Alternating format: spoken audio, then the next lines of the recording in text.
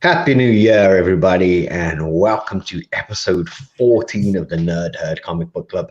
If you've not checked us out before, what we do is every week we select a different comic book story arc. We all read along together, and then we host a live discussion on Facebook and YouTube to share our thoughts and opinions about that book. And this week, first book of 2021, we are taking a look at The Vision from 2015, and this was written by Tom King, and the art was, I'm going to try this, Gabriel Hernandez Walter, I think the art was. And if I'm not mistaken as well, I think there may have been some guest appearances art-wise on this book, but I was too lazy to actually go look it all up. So whatever, man, whatever. We are on all of the major podcast networks as well. So if you are listening on one of those and you want to come down and join the fun for a live show, hit the link in the description or check us out on Instagram at the Nerd Herd Comic Book Club. Easy as that. And of course, this show would be rubbish if it was just me. And that is why I have scoured the UK looking for three of the most handsome, intelligent, elite nerds. And unfortunately, I couldn't find any of those, but I did find these three guys. And those three guys are Phil from, it's not Comic Gaming Figures now, is it? No, we are in a transitional period. Currently, it's Phil's Nerdverse at the minute. Phil's Nerdverse, okay. And we have Shane from Dawn of Comics here on YouTube. Thanks for having me. A pleasure as always, mate. And last but by no means least, we have Scott from Scott Shelf. Hi everyone, how you doing? Hi. I'm good, mate. How are we all, folks? Feeling good. Do we have a good New Year? Yeah. Sitting on the settee on Zoom calls was good. Yeah. I enjoyed the drone show. That was really amazing. It was really It impressive. has been a new year of like video calls, hasn't it, man? Like. And I think I read somewhere as well, and they said the quote of 2020 is going to be, "You're on mute." You're on mute. Yeah. I thought that was brilliant. Right, should we meet the herd then? See who's here for this episode and come to check out The Vision. We have Liam Cartwright here saying, "Hi, diddly ho nerderinos." We have Samuel Taylor's here. Hi, everyone. How you doing, Samuel? We got our friend Lee from the Retro Cave. Hey, everyone. Good vibes. We got our friend Tom from This Month in Movies. Hello. Evening all. Hope you are doing well. Let the nerding begin. We got our friend Sean in here, the new evening peeps. Shane, we got your brother in here as well. Scott, I heard you saw a gif of me. Yes. We got Captain Comics. Ahoy, Captain. How are you? Hope you're well. And we've got Tapia Family Unlimited Comics in the house as well. What's up, Comic Family? There's a couple of new people here. Yes. Yeah, welcome on. So, as I said, we are looking at The Vision from 2015, Marvel. And we kind of picked this one because we know Wandavision starting up. So we thought, let's do a little bit of homework. Next week, yeah, I believe so. I believe we're really close. Yeah. So that's why we've chosen this. So we're going to polish up on The Vision. I can just see Paul Acosta's just joined us as well. How you doing, mate? So we're going to need a synopsis then. Shane? Yes. You want to go? I'm here.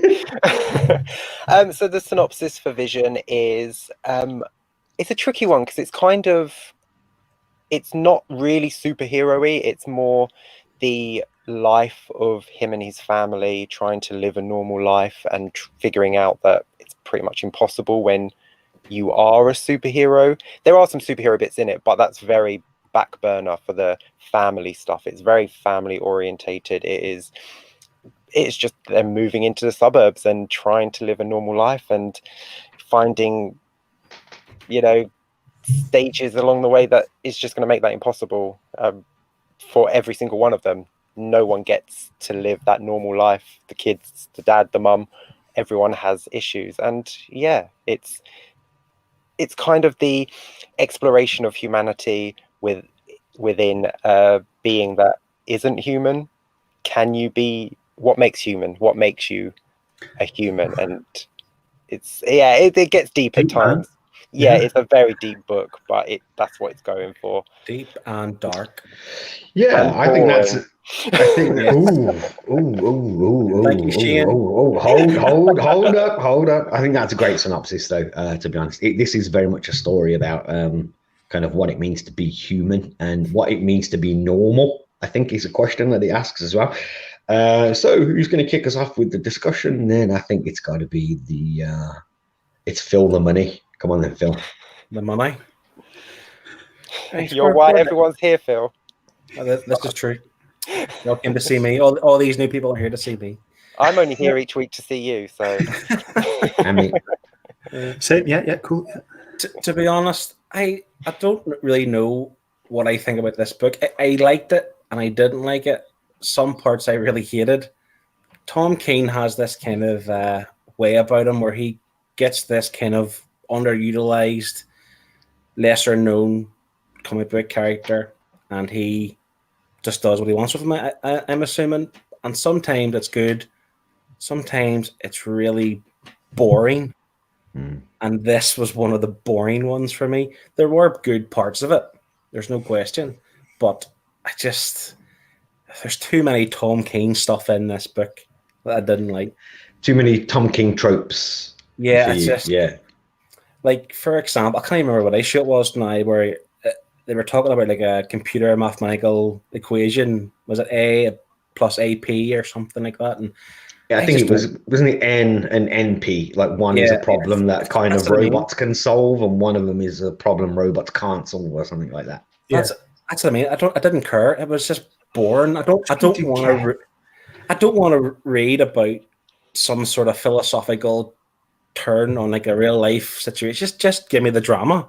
Don't make me think deep. I don't care about thinking deep. Just give me the But it comes back to it in the end of that issue. It's like this is full circle. This is what Tom King does. You can't read a single issue of Tom King's. You have to always read the full story. And that's what he's good at, to be fair. From start, issue 1 to 12, it all comes together. He's making his points in a really kind of slow and boring way. Yeah, it's just get there faster. Agreed. Yeah, I think you are kind of right. Like, this is a slow burner, I think, to say the least. But that, I think, if you know Tom King, you know you're in for that. Like, when we picked this up, I was like, I wasn't expecting the kind of the Michael Bay of comic books. Do you know what I mean? Like, I knew this was going to be a drawn out affair. But this is where I will give this credit for me, is that I thought actually suited this story, Tom King's writing style, because that drawn outness kind of added to the kind of boring, mundane, day-to-day life feel for me. So I think his style really suited this, as opposed to, we all know what people think, or majority of people think of the Batman run. I think it fit here. I don't think it was boring at all. I don't want to say boring. There were a few issues were boring, but I actually did like the story. But the thing I honestly thought before reading this, having known some Tom King stuff, like, I thought Marvel would have been more on top of that, like reading things in a wee bit and have a bit more editorial involvement, because DC seemed to let him do those lesser known characters, like he's got Strange Adventures, Rorschach. There's a few other books that he's given, like Mr. Miracle and so on. Yeah, Mr. Miracle was the big one. Yeah. And I think, just to address the comments here as well, we got Mr. Costa here saying, to be fair, we didn't know these were Tom King tropes when this came out, which is very true at the time. And he's saying it was only Mr. Miracle that made me rethink what bugged me about Vision and Omega Man. I think that's pretty fair. Did anyone else think that the design for Vision as well looked really similar and close to Mr. Miracle? Yeah, 100%. Yeah, like when he had his costume on at the last few issues, and he's about to go out to fight the Avengers. Yeah, he did. I thought it was Mr. Miracle, 100%. Yeah. I gotta say the art in this didn't. And again, no offense to Mr. Hernandez Walter there, but it didn't blow me away. I found it really. Let me start with what I did like. I liked the kind of the bland colors. Again, I know that sounds really weird, but to me, that added to the mundane, boring family life of trying to be normal. There's a lot of browns and a lot of greens and a lot of But kind then of to like counteract that, when the superheroes were on page, it should have been bright and colourful to show that was maybe. done on purpose. But because it Yeah, was I bland agree. throughout, it wasn't done on purpose. It was just. But bad again, colouring. I thought it fit the theme that they were going for there, which was that boring, mundane kind of trying to be normal. But what I didn't like was I just wasn't overly impressed. I found it a little bit simple, to be honest. Like the detail in some of the faces and stuff. Like I thought the visions as a family, they were drawn quite well. I know I see what you mean about the similarities with Mr. Miracle, the design and stuff. It didn't really bother me in that context, but I just think I would have liked a little bit more pizzazz in the artwork for me. Yeah, because I can't say it bothered me, but the covers are gorgeous. The covers Yeah. trick you into. I know 90% of the time the artist on the cover is not the same artist in the book, but normally there's a close tie-in, or or they're similar in quality. But this was a big jump from those amazing covers to the inside art. Yeah, let's just give people an example here who maybe haven't read along with us. So there you go. I mean, I know that's quite a sparse panel there, but that's them, the Vision and Vivian flying there. Virginia. Virginia. Sorry, did I say Vivian? You did. That's his daughter's name. Yeah. Sorry. But yeah, that kind of that very kind of brown, very homely use of colours is very prominent, I think, throughout the book. But as Shane's saying, the covers have a very almost kind of like a watercolor 1950s feel, don't they? They're beautiful. Yeah. Especially the one where the wife is sweeping the Reaper onto the rock. Yeah. Love that one. Yeah.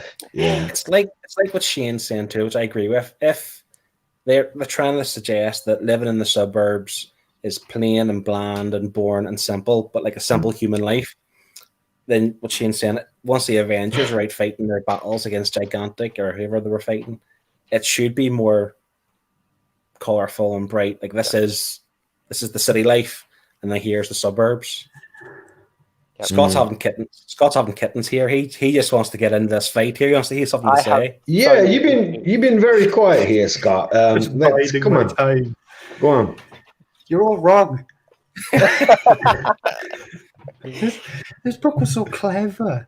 Like, the art was like a bit muted, but it was all like watercolored, wasn't it? And I thought that was fantastic the way that was done. It was, I feel like I say this all the time. I've never seen that before in a book. Something get done watercolored, and it was nice. And yeah, like I agree with the Dean with you about the fact that it matches the vibe of the book. But I don't think any of it was boring. I think it was slow on purpose because it was there to show the slow decay of the family. And I think if it was 6 issues, I would have said I'd like more. Like 12 issues is spot on for this kind of story, and it gave us the time to learn about the family, to see them. They had their family moments, and they had their suburban dramas, and it was just I just really enjoyed it. I just read it flat out in 2 goes, and I don't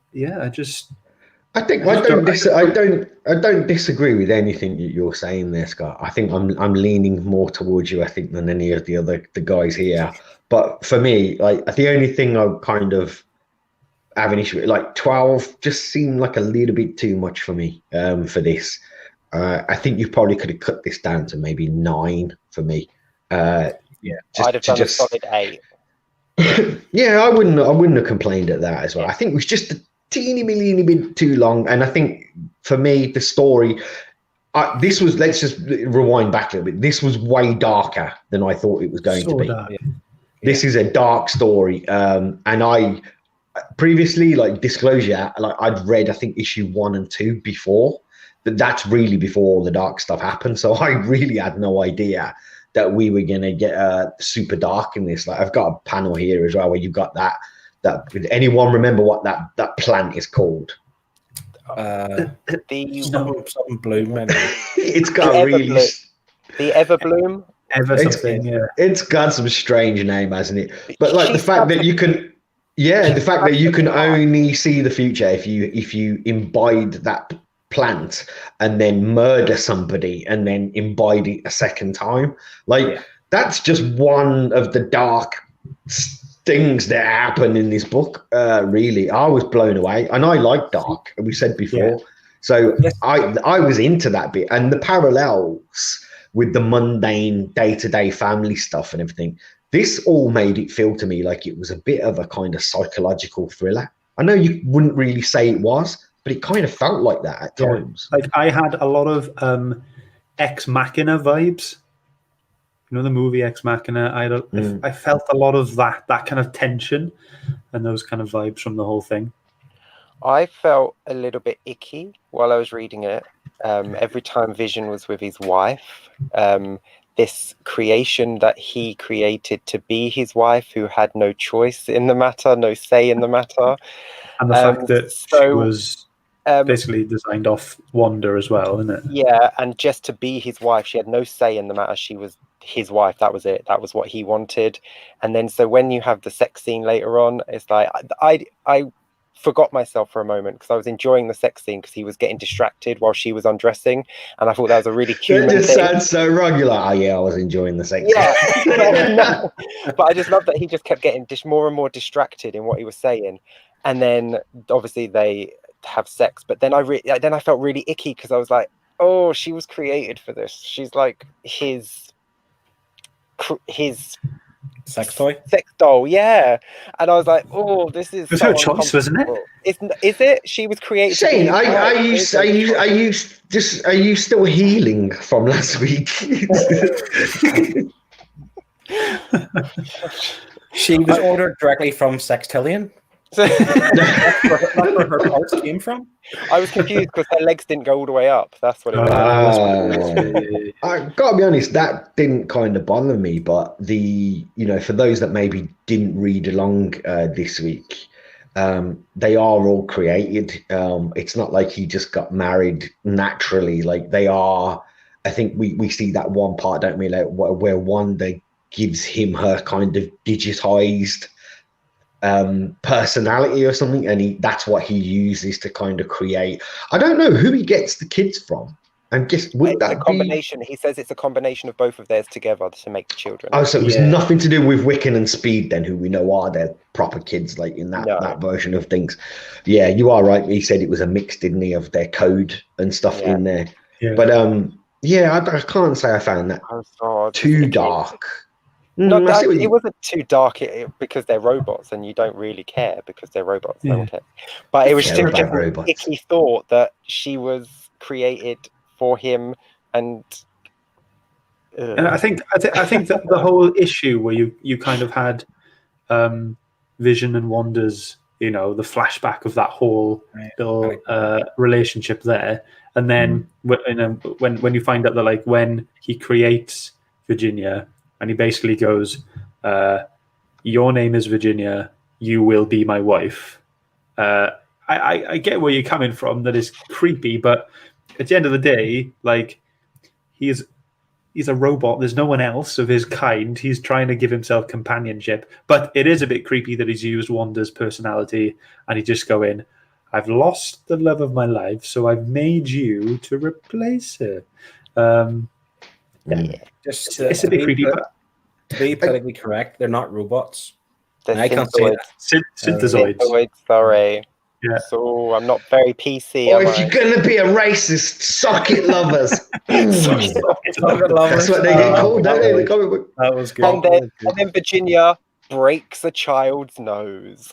Why not, man? This is why I found it really dark. The fact that Marvel were willing to essentially harm and murder kids in their books.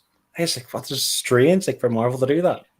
You say that, but like recently, like I've been reading a few books from around that time, and I know we've been in the 2000s quite a bit in and out on the Nerd Herd here as well, but like I've read a few things around that time, and that's edge quite dark for Marvel, like Thanos Rising and stuff as well was that's true. Pretty dark, man. Him going and killing his offspring and stuff. I won't say too much because we're probably going to see it on here at some point.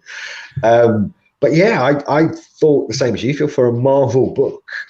Yeah, this definitely leans on the darker side of their stories. This does. And it's not just even the fact that they killed kids. Like, you actually seen, there's a scene where one of the school kids, friends of Viv, just essentially Viv's love interest, gets shot in his head by his own dad. But you actually see the bullet hole in his forehead. It's just like, it's just graphic. Really, like, graphic. Yeah. That shows, that page was one of the worst, in my opinion, for the art. It looked so static when Virginia punches him. Yeah.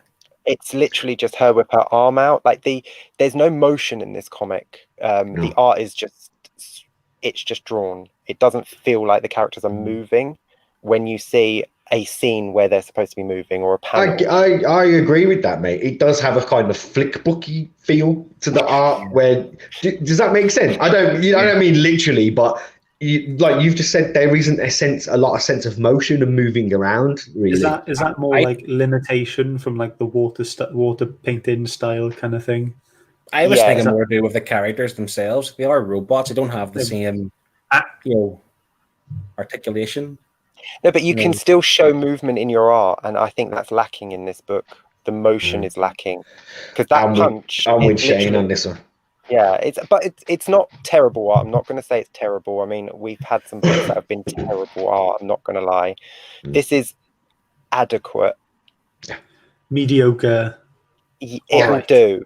This is the guy you call when you just need a book and no one else is available, and you're like, can you do it? But again, for me, I'm kind of putting a little. I feel that too, but I'm putting a little caveat in there for me that maybe that was done on purpose, again, to fit that theme of it being very mundane and it trying to be that slow burner. So it's not putting a lot of exciting motion, and so it's trying to be quite stagnant, Can I just say, because I read the first issue and I really liked the first issue. It was after that it went downhill for me. I really liked when the neighbors came over, and you just had the inner monologue, and it's like, by the end of this book, their house is going to be on fire. One of the visions is going to do it, and they're going to be dead. And it told you their last thoughts. And I thought the wife's last thought was so interesting about the vase.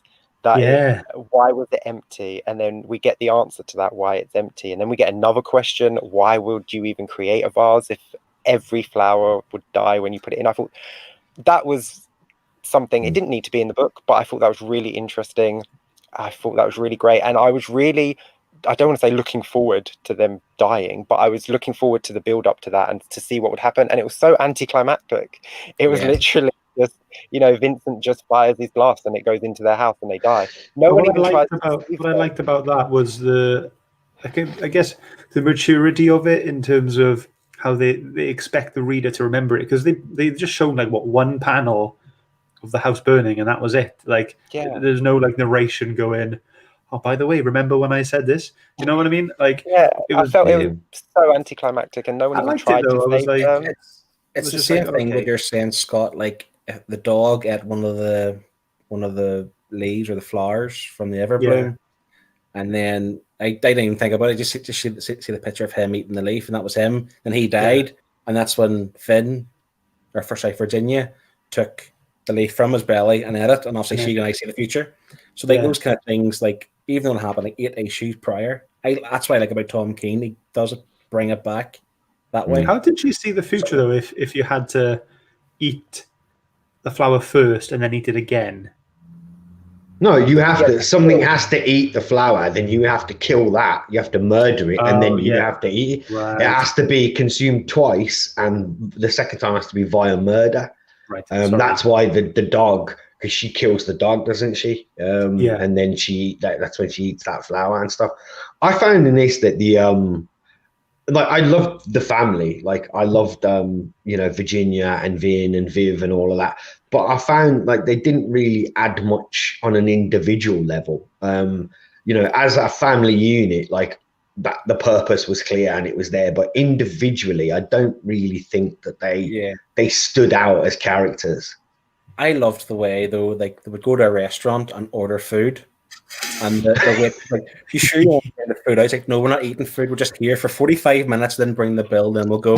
You're trying to do everything everything literally as humans would do, apart from obviously the soul. And What- even but- God, Scott. What did you guys think of the little mini story with the cousin? Or was it cousin, Vision's the brother uncle? and the Yeah. uncle? Yeah. What did you think of that?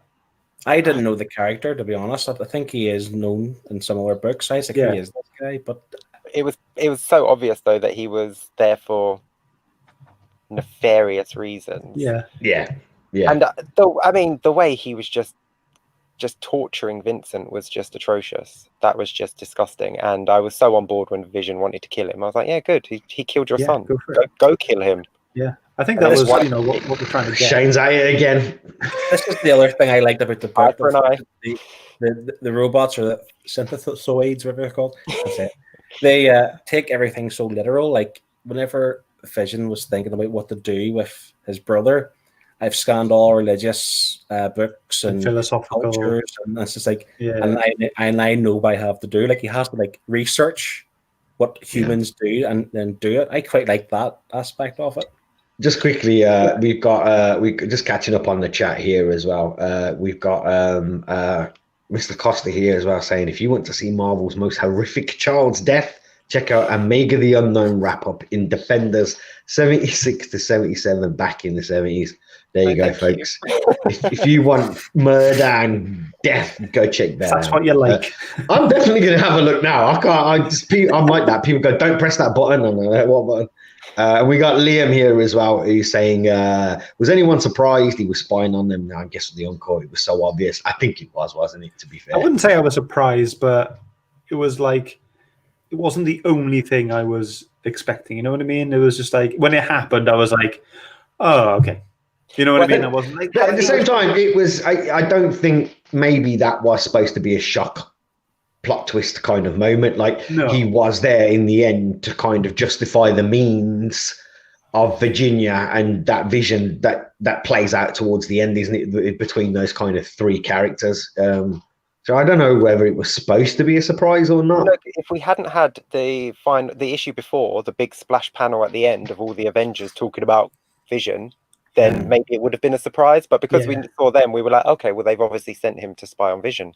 It's so obvious. Just quickly, we've got Shattered Glass Comic Reviews joining us as well. He says he needs to read The Vision still, but Tom King is not my fave. I think you're with Mr. Phil there. You're pretty similar.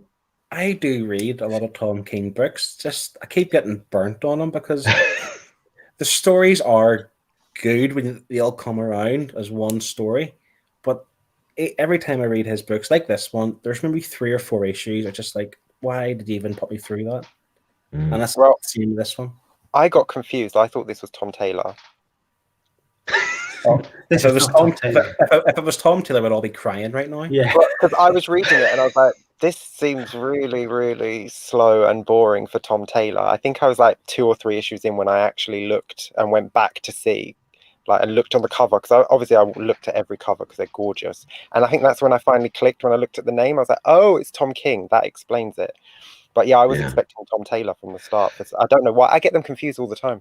Just briefly interjecting there as well, I did put it up on Instagram as well. There is a really good hip-hop variant as well for issue 1 in this. It's fantastic. So go Google that and check that out. Isn't it? Like, that's the way it looks. It's really nice, Really, I don't think it fits the feel of the book at all, but it's a great cover, in my opinion. What was your favourite of the 12 covers, if you've all seen the 12 covers? Mine was, I've already mentioned it, it's Virginia sweeping Reaper under the rug. Yeah, I think that was mine too. It was fantastic. Yeah, I like the one where the robot was like crashed up in the bin. Oh yeah, here's Vision. I like that one. Yeah, that was good. Oh, that's when isn't that when the Vin dies and he's kind of like and then he's just binned, you know. I think it was like issue 8 or 9. Yeah. I was confused at the end. Who was the robot that Vision was repairing or rebuilding at the end? Was it his wife or his son? I think it was his wife. Because it wasn't very clear. I wasn't sure which one it was. If it was either. Oh no, that was his wife at the end. Oh, it was his wife. Okay. Yeah, it looks like, you know, he's kind of like again, that brings me back to a point I was going to mention in this. and hold that in mind what you were saying there, because it looks like he's working on her at the end, kind of a way, like it makes you feel like nobody else knows that he's still kind of like trying to work on her and bring her back. And those were the things that actually bumped this up for me, like made it quite good.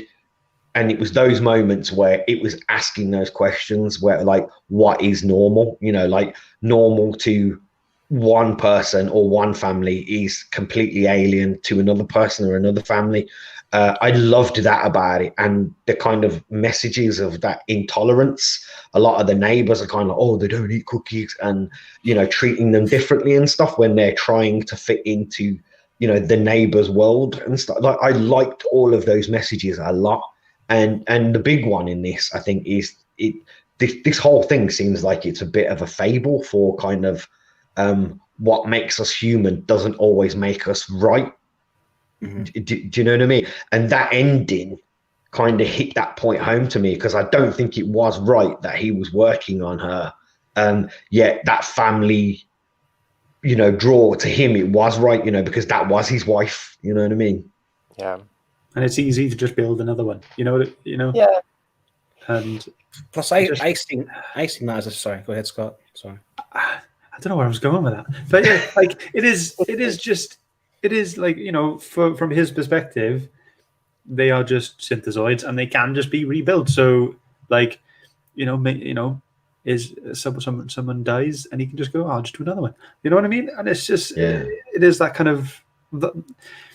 It just adds a little bit to the creepiness of the whole story. It takes away from his humanity as well. Exactly. Like every time he gets one step closer to humanity, he drags himself down 2 steps by doing something like that. Yeah. What I did like as well was the dialogue in this. I liked the way that they talked. Like, it was always them trying to do normal things, but the way that they spoke was very matter of fact about things. You know, like when at the very, very beginning and the neighbors come around. I can't remember the neighbor's name. Sorry.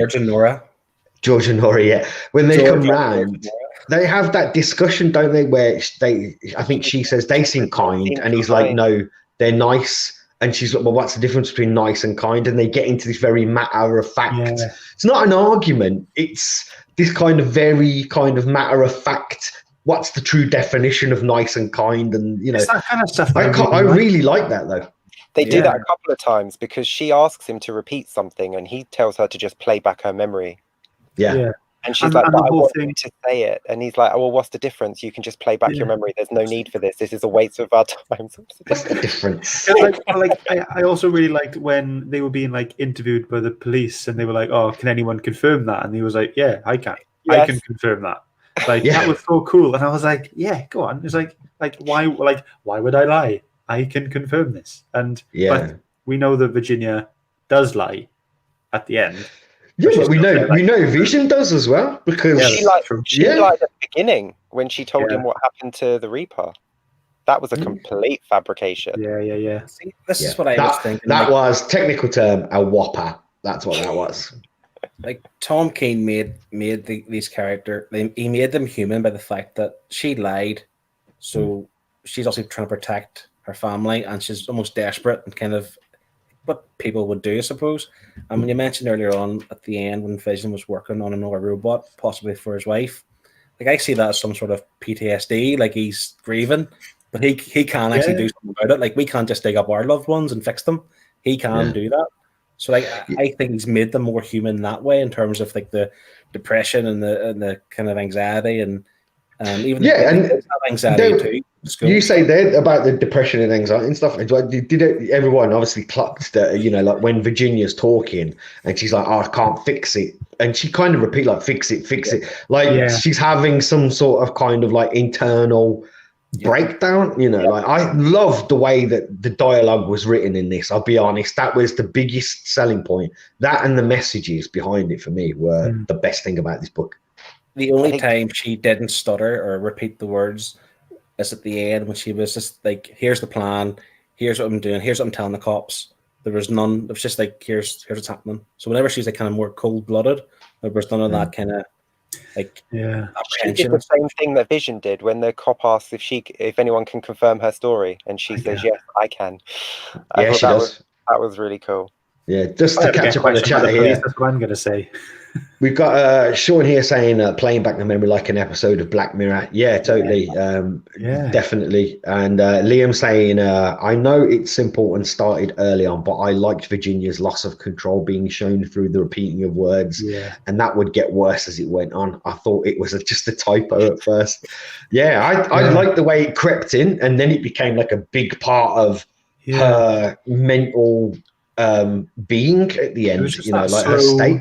Just that slow, gradual decline was something that I really enjoyed throughout. I like when George came over to see if his dog was there, and she's like, "You want to check the house?" And he's like, "No, I believe you." And she's like, "No, come check the house." And she gives him his tray back, which she used to kill the Reaper, and it's all dented. And she's like, "Sorry, that's broken." And she's like, "Oh, the house is fine. We're just refurbishing." Like she was just lying through the whole thing and just completely acting like a human would in that situation. She was just. Do you know? And again, I tend to look into things a little bit too deep sometimes.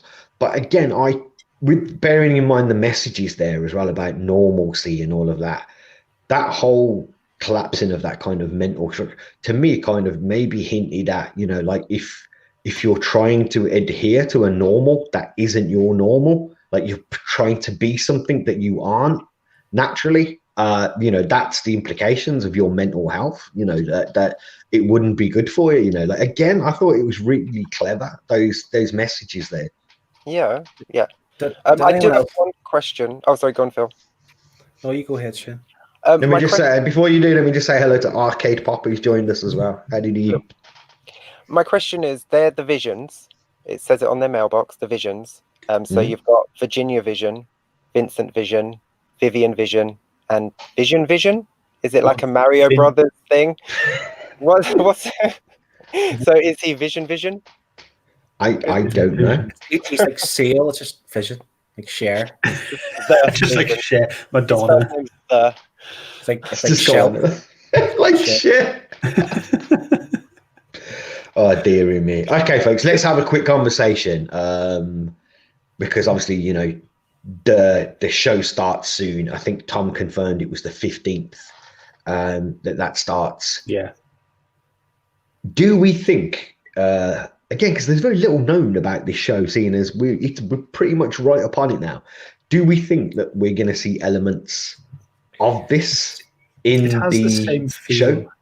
Yeah, I was trying to picture where the show's going for. The difference is Vision, we think he's gone. Like Vision's done, he's crisp or whatever, he's gone. So it's one. Is this going to be in rules reversed? Like this is Wanda. Can they create in this world where her and Vision are together? I don't know, but then could it be the last seconds of his life before Thanos killed him? I see. I personally, for me, I don't think he's dead. I think we'll see. Because as we know in the books, you know, the Vision obviously kind of like reboots or, you know, replenishes, and he comes back. He's all grey, isn't he? And he's a completely kind of different Vision. Memories wiped, which I think he gets them back. He's mentioned in this book, isn't it? That little window we get about the middle of this series, though, where you know, there's that flashback and Vision's trying to tell Wanda like this isn't real and all of that. I think that's the TV show we're getting, and maybe this is taking place inside Vision, you know, because he's shut down because of what Thanos did in the MCU there. Maybe this is him rebooting or shutting down his core systems to try and protect, you know, those memories of kind of you know, Scarlet Witch and things like that, and that's all happening there. I don't know. In the latest trailer, though, like the first few trailers were all how they were together living in this kind of 50s style house, almost like a sitcom, like an old kind of school sitcom. Yeah. But the more recent trailer has got more real life kind of action, fight scenes and so on. So I don't think it's going to be a simple show where here's the Visions in the suburbs, you know, with a few wee murders or killings, and it's all kind of blown over. I think it's going to be more real or impactful or something. It's going to be more. It's going to be in someone's head, because in the first trailers, isn't it, you see them bounce back and forth between decades and styles. You know, like just by looking at like Wanda's hairstyles in the trailer, it's like and it's like all these different. You can tell what decades they are. So that's what I think. I think that's just going to be one episode. Like that's all that's going to happen in one episode. Maybe. That's what I do agree. Yeah, and I think just to address the comments here as well before we move on here, I don't want to exclude anyone. Liam saying he thinks the scene in the comic book where Vision is telling Wanda the children aren't real is closer to what we'll see. That's heartbreaking. That's exactly what I was saying. That's what I was trying to get at. And your brother saying it's Wanda having a mental breakdown and she's trapped people in her own reality in the trailer that you can see people in the background pleading, letting them go. I kind of agree with that. Like it's a kind of House of the M breakdown. Like I do think Scarlet Witch's mental well-being is going to mental health is going to, I know, well-being, because in the comic books it's well known, isn't it, her depression and anxiety and stuff and everything, and there's a couple of storylines that revolve around it. I think we are going to see that. So I don't think we're going to see so much this story arc. However, I do feel style and feel they are going to draw from this. And I do think, I'm sure I read somewhere that Tom King did drop and say something like, don't be surprised if you see Sparky the dog. That'd be cool, wouldn't it? So like, I'd love something just subtle in the background, like, you know, like the water vase. I would love just to see something, just little nods to this series. The lighter, you know, maybe the Everbloom, whatever. Like, I would like to see something like that nodding to the book. Wanda and Scarlet Witch is going to be involved as well in the Doctor Strange movie. Yeah. And obviously we know he's involved with the Spider-Man 3 movie where the realities are all seem to be up the left. So there's got to be something. This TV show's bound to link with that as well somehow. I think so, I think so. Yeah, it sounds like we all kind of agree, really, that it's going to lean less towards this and more towards a House of M, and that flashback that we had there where Vision's convincing Wanda that this isn't real and stuff. The only thing that does make me kind of want to flip that on its head is that, you know, in the trailer, there's that one scene, is it when is it the Vision kind of is talking to somebody in the car? I can't remember who it was, and they're like, "Oh, it's because you're dead." Like they're saying that to him. So that's the only thing that makes me kind of want to contradict myself. So yeah, it'd be interesting. But I do think style and visually we're probably going to get a little bit of this, but story-wise, not so much. Do we know, are they dropping the whole series or episode weekly? Weekly. It'd be weekly. Yeah. Yeah, you can't binge it. I want to cancel the Disney Plus subscription. Never. No, you're not allowed, are you? Once you're in, aren't you? Doesn't Mickey Mouse come around your house with a baseball bat if you try and cancel? Breaks your knees. Mickey Mouse and Lucille. Yeah. Right then, folks, I'm going to take my glasses off and I'm going to put them back on again because you know what that means. I had a bit of an anxiety earlier when you put your glasses on like 10 minutes in. I was like, oh, so soon. Yeah, and Shane's brother did as well. I saw him in the chat say, take those glasses off. It's not time to discuss it. Okay, so let's do it. Let's get to it. Liam saying he's got it as well about it being weekly. You would love to have binged it. Yeah, and me as well, mate. Well, just wait. Okay. No, but you got all the spoilers and stuff then, haven't you? You literally got to dodge it like a minefield when you wait like that. Right, let's do final thoughts and scores. Let's go around this way this time. But before we do, anyone in the chat, if you have read The Vision from 2015, Tom King's run, and you want to give it a score, drop it in the chat while we're going around and giving our final thoughts and scores, and we'll add yours up as well, and we'll see what everybody thought. So, Mr. Scott. Mr. Scott. Okay, here we go. The art was nice. The watercolor thing of it was really nice. Yeah, it was a bit muted, but like we said before, it has kind of it goes well with the story. You know, the kind of mundaneness of their outside life. But then, you know, what I was focusing on when I read the whole thing was the writing, and the art didn't really concern me because of just, I don't know, I just really clicked with the writing. Like, I really enjoyed the equation thing, the PNPVS. Really enjoyed that, and I loved how it just came full circle, and just all these little, like, you know, the thing with George and Nora and their house burning down like 10 issues later, but you know, you would only notice it if you remembered it. And I like that. You know, there's something, you know, that trusts the reader. I like the decay of the family at the start. Everything was all nicey, happy, and then it just goes. And it's a really, you know, I think if I read it all over again, I would enjoy it again. But because I knew what was coming up, and I would look out for more stuff. But yeah, I enjoyed it. I'm like, I'm sorry you guys found it a bit boring, but it was. I really enjoyed it. It was a thinker for me, and but it wasn't the most exciting book. I'm not going to give it a fantastic score. It wasn't the most exciting, but I enjoyed it, and I had a good think. And overall, it's going to be 6.5. Ooh, 6.5 from Mr. Shelf.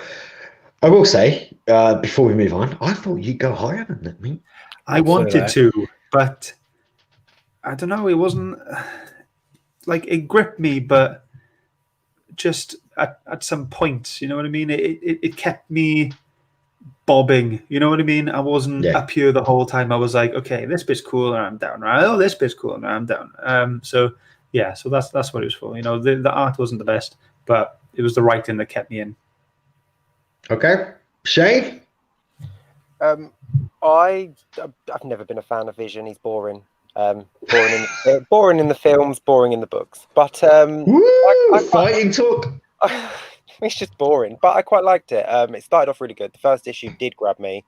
It did slowly go downhill for me the longer the books went on. That every issue had something good in it, though. That's the thing. It wasn't like there was a whole issue that was terrible, because they all had 1 or 2 pages or 1 or 2 things happen that was really good. So it's really hard to judge it overall, because you want to say 90% of this book is boring, but 10% is fantastic. But that 90% built to that 10%. So it's really tricky to sort of give it a fair score. Covers are fantastic. Covers are awesome. If I can get them at a decent price, I'm probably going to buy them all. They're fantastic. Inside art, not great, but the writing was decent enough, just slow. I'm okay with a slow burner if you keep me interested. That's all I ask. And sometimes I did drop off. I found myself putting it down, going to do something, and just forgetting to come back to it. like I'd go to make a coffee, and I'd come back, and my tablet's turned off, so I've just forgot that I'm reading it, and I just went about doing something else. So that's a bit of a downer. I should want to carry on reading, but overall, it's not a bad book. It's just too long. It's just too long for me. I was going to give it like a 5, but then talking about it, I've realized that there's more I like about it than I thought I did. So this is a 6 for me. It's a 6 for Mr. Shane. Right, I can see we've got no score so far in the chat. So, no one read it. It's too long. Yeah, maybe. Yeah. No, maybe they all thought like you. Maybe they were like, Vision's boring, man. No. Or maybe they didn't want to spoil it. Maybe they just kind of like, no, we don't want to spoil the TV show. I figured some people might be a bit like that. I'd like to read before I watch, though. You know what I mean? Like, I'm one just of them. For the references. I know. Just the source materials. Yeah, exactly. Oh, I forgot one thing. The fight with the Avengers was fantastic. He twatted them so easily. It was awesome. Oh, God, yeah. They didn't stand a chance. Fantastic. I suppose we should have brought this up earlier, but you are right. Like, I think the end shows just the power of the Vision as a character, and I did grab a screen grab there. Like, I love that of him just floating there, and you've got that screen there. Yeah, it's Mr. Miracle. He's even got the high collar. It's dreadful. All right, just leave poor Gabriel alone. Stop taking about his drawings. Leave him alone. Oh, is it a dude? Phil, final scores for you, please, mate. Shane kind of stole my thunder. For me, what he said about, and this is Tom King, he has a 12-issue series, and every issue has a valid point to build the story. However, sometimes there are some issues, just like for the first page, make your point and then do something exciting. He just drags it out for the whole issue, and sometimes it's hard to read. Not hard to read, but it's boring. Like, I just get to the point quicker. Yeah. But overall, I like the story. Again, Vision, I couldn't tell you anything about Vision before this, other than what's in the movies, and he is quite boring. Again, I was also sitting on a 5.5 to give, but talking about it, you kind of take more out of it, which I have increased the score. Overall, I enjoyed reading it, but I didn't read it in one solid go because I couldn't. Same as Shane, I was putting it down, going doing something else, forgetting about it, coming back. The point where I actually only read the last 4 issues, but maybe 2 hours ago, trying to speed through them. And so yeah, I've nothing else to say that hasn't been said. For me, it is a rock hard 6. Ooh, it's a rock hard 6. My word. Are we all going to agree this week on a? I did actually, like, beforehand. You started low and gone a bit higher. Before coming on, I started at higher and I'm gone lower. I wanted to give it like 7.5. See, the thing is here, the difference between you lot and me is I don't change my score. Once I'm locked in, before we do this, I don't fault. I'm like, that's what I give it when I read it. That's what I'm sticking with, you know. Even if some of the conversation does alter it a little bit, that's what I go with. Before we get to mine, let me just read the comments here as well. I catch up. We got Wandavision will set up Doctor Strange 2. That's what Lee from RetroCave saying. I think, yeah, that's the rumor, isn't it? Tom saying apparently Doctor Strange will appear in the last episode to set up Doctor Strange and the Multiverse of Madness. I kind of heard similar things as well. We got Liam saying I like some things, I didn't like some things. Ultimately, nothing really stood out for me. And if it wasn't for the herd, I don't think I would have read all 12 issues. 5 out of 10, it's okay. Okay. Yeah, I wouldn't. 5 from Liam. I would have picked up the first issue from the shelf because of that cover. But after reading it, I probably would have got the second one, but then that would have put me off because the first one was really good. I'll wrap mine up then as well. Like, I got to be honest, I liked this. I really did. I thought it was a cool story. I liked the way that it felt like a psychological thriller. That surprised me from Marvel, to be honest. And I think it was the noob, Sean, that mentioned Black Mirror. I think he definitely had a bit of a kind of Black Mirror feel to it. Not in the sense of like the technology or anything like that, but the psychology and the feel of it definitely felt like that. And the fact that it had those kind of messages in there, that, you know, like, what is it to be human? And is being human always being right?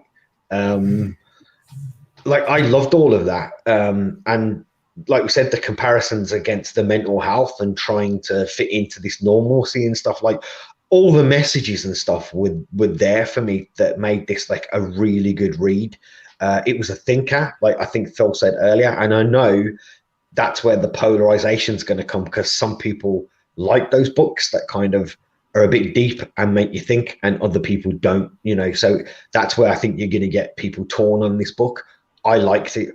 The art was bland. At parts, I thought it fit the story, but again, it didn't have any wow factor to it. So there's a trade-off there, I think, in a balance. I kind of loved it, but where I did think it dropped the ball was towards the end. I think they'd set up all of these kind of like social questions about family and normalcy and mental health and stuff like that. And then they kind of didn't really do anything with it at the end. It was just kind of like you had Virginia then kind of sort it out, and then you had that final, I suppose, open-ended question where, like, was it right for him to keep working on his wife and stuff like that? So I felt they could have made a bigger impact, man, with the questions that they were kind of putting forward in this book. So that really fell a bit flat for me. It could have been a lot more impactful. So yeah, I think I enjoyed it. I didn't think it was as good as I'd heard, because I know a lot of people do have quite a lot of love for this run. So yeah, I was a little bit let down. It didn't quite meet my expectation, but nonetheless, love the message, love the vibe, love the feel. Artwork could have been better. It's a 7.5. Wow. 7.5. Yeah, for me. So, just checking the chat real quick. We got Amy saying it's no saga though. No, it's not. Very, very true. Very true. Liam also saying, in my opinion, they tried to go for that psychological thriller vibe, but I felt it was more mixer mystery without the mystery. Yeah. I think murder mystery, yeah, he's corrected it. Chickened out at the end, didn't they, by having Virginia kill his brother instead of him, because he was like this close, and then Virginia's fist goes through him, and it's like, oh, you just wimped out. You were just about to make Vision interesting, and you changed your mind. Sorry, Amy's saying as well, I hope the series on Disney do all justice. The adverts are interesting and get me hooked already without reading the book. Wonder if it will change or keep to the book. That's the thing. Like, I'm excited just because there's hardly anything leaked or anything known about this. How close will it be? I'm just excited for new content. Yeah, we've not had anything new for months, have we? Really? Mandalorian. Oh yeah, but I mean comic based. Like, we've had no comic shows. They were all meant to start in September. They're not starting till later in this month. So it's nice to have a comic TV show on again. Can I just make one final point as well? Like, I find this with Tom King in general. Like, I've read Mr. Miracle 3 times, and a lot of people do say that to really get Tom King's books, you have to reread them. I think second or third read. I probably won't do this for this book, but you do tend to get more out of Tom King stuff when you reread it. So yeah, I agree. They do say and you'd be damned if I'm going back. When you say they, is it Tom King who says that? He's like, yeah, you should read my book 3 times. No, they do say that. They do say they do say that. They say that you should give it a reread a couple of times. But I ain't going back and reading all that Batman stuff. No way, man. Not a chance. But I'll be honest. I know we're talking about that, but briefly, I think people give him a bit of a hard time over Batman. I don't think it was as bad as everybody makes out. It weren't great, but it weren't bad either, in my opinion. We have another score in. We got a late come out, Lee from the Retro Cave, who's giving it an 8 out of 10. That's our highest one yet, man. Cool. Nice. Thanks. Cheers, Lee. So let's get to the scores then and see where this falls on the Nerd Herd leaderboard. We had a 5 from Liam, and we had an 8 from Lee from the Retro Cave. So that's putting it at a 6.5 for the Herd. That's what they're coming up with, a 6.5 for them. And for us, we had a 6.5, we had a 6, another 6, and we had a 7.5. So the average for us is also 6.5. Oh, so nice. Then let's see where that falls then. So at a 6.5, that's going to put this at 7th place, just above The Cat and the Bat. Nice. Yeah. See, now I enjoyed Maximum Carnage more, so I think that's right. So did I. Did you really? Compared to this one, yeah, because it was just more. It was more. I didn't. It was just. Well, compared to this was slow and sluggish. That was, even though that was long, at least lots of things were happening every issue. You didn't get bored because so much was just being thrown at the panels, so something was happening. I'm kind of a little bit sad that didn't score a bit higher, in my opinion. Oh, win some, you lose some. Can we have a moment of silence? for Vivian. I'll be right back. I'll be right back. It is amazing. When to get tissues to dry my eyes. Sorry. It is amazing that we're all saying about it being slightly boring and quiet and so on. And again, Tom King picks these characters that no one really knows about. I couldn't tell you anything Vision's done before. Like, I literally don't know any Vision books. No, but Division's, Division's huge, isn't he? Like, he started West Coast Avengers, and you've got that whole two volume previous to this of like him and the Scarlet Witch, which I think is probably going to have the TV stuff more of that in it than anything else. But who reads West Coast Avengers? Anybody? I got to be honest now, I don't really.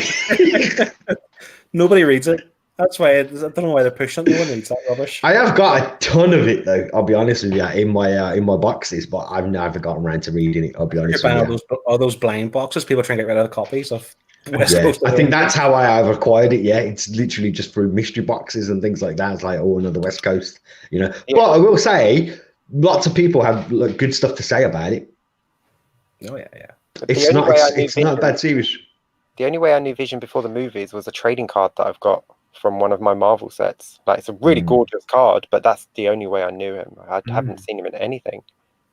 Yeah, he's a strange old character, I think, really, out of Arsenal of Marvel ones. He does have some really good stories. I personally would say to people, like, rather than read this, if some of the negative stuff we've spoken about doesn't really fit for you, go and read the first 2 volumes, The Vision and Scarlet Witch. Those are pretty good, in my opinion. I quite liked those. They are really good. And I think they're 12 issues each as well. Okay. Yeah, so there you go. So it's at number 7, did we say, on our board? Yeah. That's where the Vision from 2015 fits. Just let people know really quickly what we're reading next week. If you want to read along with us, we are reading The Flash Rebirth from DC in 2009. And it's no secret to who picked this one, because you can literally see him having a joygasm right now, Danny. That cover is close to perfection, isn't it? So good. Oh, it's great. Let me show it again just for people. Look at it. That cover, that is just stunning. What a boy. Oh, that just... There you go. So just letting people know, I think, Scott, just remind people, how many issues is Flash Rebirth? 15. 6. Is it 6 issues? 6 issues, folks. There you go. So if you're going to read along with us, it's a shorter one than the Vision. It's 6. Not to be confused with DC Rebirth's Flash, which is like 80 issues. Like 3 Flashpoint. That's why we always kind of put the year in there, so people kind of know where they're going with these things. So it's the Flash 6 issues from DC, Flash Rebirth 2009. Make sure you get the right one. And before we go, it's a new year. So do people before we go want to share their vision of what they have on their channel this year? Yeah. Okay. Let's go that way then. Phil, what you got going on the now Phil's Nerdiverse reboot thing? I've done a soft reboot, just like Final Frontier or whatever it's called, Infinite Frontier. It's a soft reboot of Phil's Nerdiverse, a place where all fandoms come together into one big universe. My Nerdiverse, Phil's Nerdiverse. That's the tagline. Even the bronies, mate, are they welcome as well? But that's just one video for the bronies. We're not sure about that. Nothing planned yet. Nothing concrete. Sorry. Never mind. Bronies, you're welcome here anytime.